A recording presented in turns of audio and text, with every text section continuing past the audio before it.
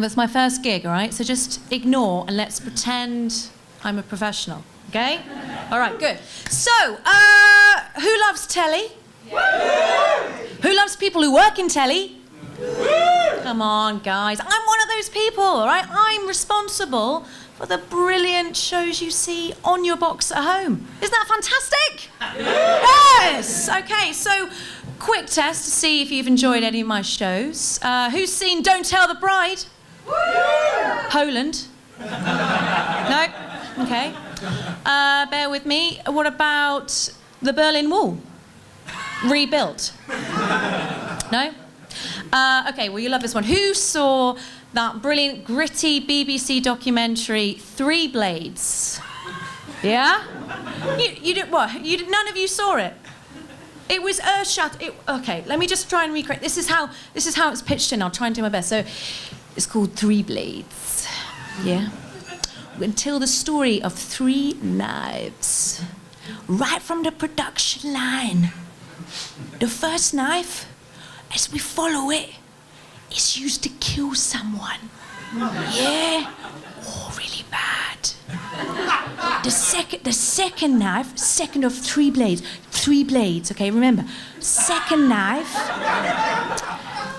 was used to, no, this time it's a surgical knife that's used to save lives. And you know where I'm going with this one. The third knife is used to make art with, by cutting up leather and shit. You didn't see that one? Okay, well look, I mean, we all love telly, and I love telly because it stops me thinking about death. Yeah, because if you think about it, you live on forever in telly, don't you? You live on in repeats, okay? On and on, especially on the BBC, on and on, until finally you pass on to your great reward of UK gold. Yeah, but I don't know about you, but I do lie in bed thinking at night, I would hate to die a shit death. A really shit one. You know, like you just... Some amateurish teenagers just taking you out slowly, stabbing you up Surrey style with a Parker fountain pen. Fuck you, father! That was for the fiesta!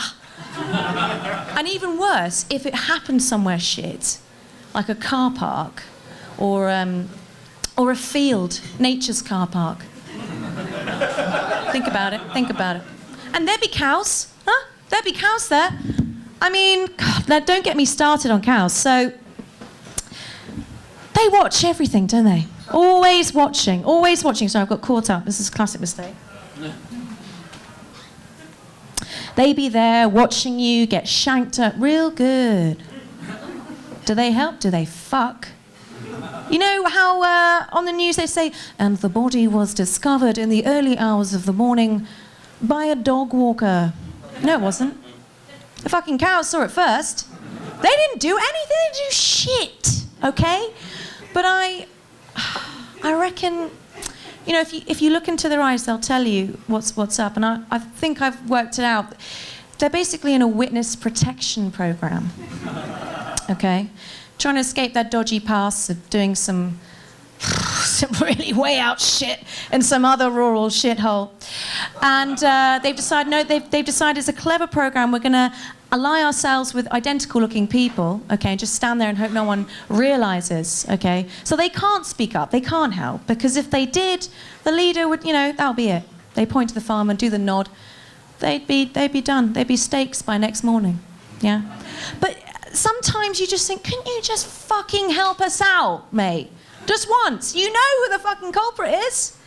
If they did, you know, just doing the line, you don't need to say anything, but can you just, at least just sort of turn in the direction of who it really is? I reckon they could halve the, you know, the case backload in this country if we just got cows on board.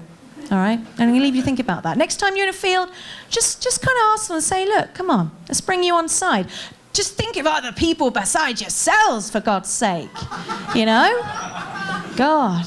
Because that's all that, you know, when you think about it, speaking up and then they're really scared about, you know, talking out of line. But that's all that meat production is, isn't it, really? When you think about it. It's just chopped up victims.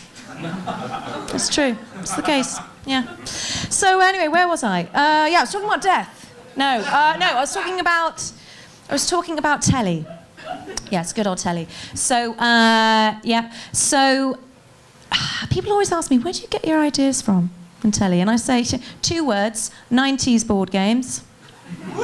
Oh, yeah. 90s children? Okay, good. Holler at you. So, they're really good, actually, for game show ideas. My particular favourites were those aimed at the girly sleepover market. So I don't know if you know, guys, you might not know this, but we used to, the days when you'd get there on Saturday night and you'd all get off your tits on Panda Pop and do each other's hair. There's always that one of you who's just sort of plaiting each other's hair that sort of touched you for too long. And you're like, oh, what? And they're like, oh, let's practice kissing. You're like, but there's all girls here. And they're like, that's okay. Don't think about it too much. And one of our favourites that we used to enjoy playing was Dream Phone. Yeah, who remembers that? Yes! Shout out to the late developers. So, for those of you who don't know, Dream Phone, the aim of this game was to work out which boy fancied you out of a delicious array of 24 muscly men. Yeah? I think this is where they got the inspiration for Deal or No Deal, because the focal point of this game, think about it, was an acid, bright, giant, really, really real, almost real imitation phone, which had telephonic tones. And basically, you'd have to phone these boys around, and they'd be wearing, identifying features, and they'd give you some clues as to who it was that fancied you. Oh my God!